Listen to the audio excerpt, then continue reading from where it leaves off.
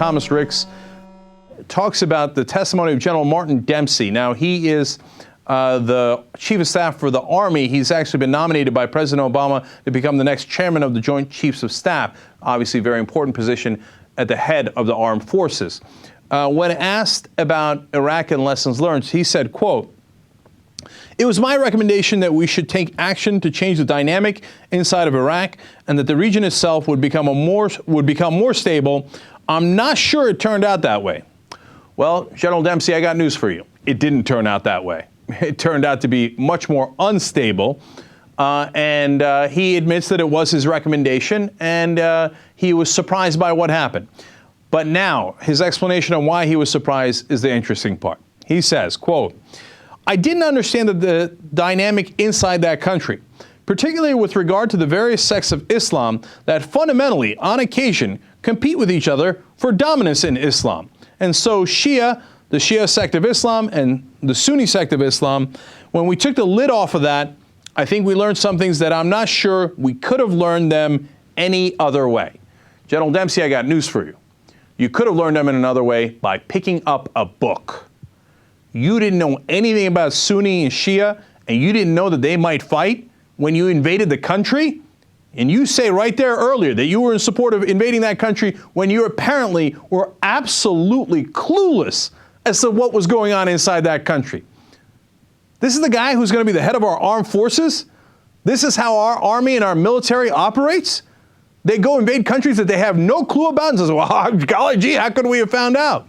Hey, you remember what Don Rumsfeld did before the invasion? He fired almost all the people who speak Arabic within his department because he said he was worried that they were Arabist apologists. Since they could speak Arabic, they might be somewhat prone to be sympathetic to Arabs. First of all, you're telling me you're invading the country to give them democracy. Shouldn't you be sympathetic to them? But of course, that's a joke. They're not sympathetic at all. But you go into a country with almost no one who speaks Arabic on your side, and you don't know the difference between the Sunni and the Shia, and that they might fight, and then you were surprised and said, well, nobody could have seen it coming? Well, given that testimony, obviously I would not confirm this guy. And obviously the Senate will. They will not question him, and I am positive they will confirm him. Because apparently our standards for leading our Pentagon, leading our, whether it's the Secretary of Defense like Rumsfeld, or leading our armed forces like General Dempsey, are incredibly low. So the next time we go into a war, I'm sure we'll have another general that says, golly gee willikers, what did you want me to do? Read about that country? No, I just invaded and figured out what happened later. And by the way, that's not speculation either. Remember General Tommy Franks, who was leading the invasion, had 4 slides he was presenting before the invasion. This is an amazing story that was revealed later, after the invasion.